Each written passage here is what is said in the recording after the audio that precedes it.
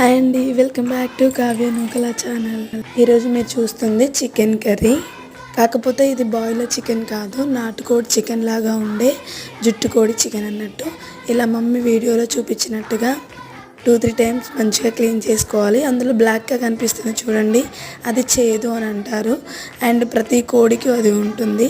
దాన్ని మనం సరిగ్గా క్లీన్ చేసుకోవాలి. దాన్ని రిమూవ్ చేస్తేనే అప్పుడు కర్రీ బాగుంటుంది, లేకపోతే కర్రీ అంతా చేదైపోతుంది. ఈ రెసిపీ కావాలంటే లాంగ్ వీడియోని చూడండి, కింద లింక్లో ఇచ్చాను. సో నచ్చితే లైక్ చేయండి, కమెంట్ చేయండి, షేర్ చేయండి. Please subscribe to my channel.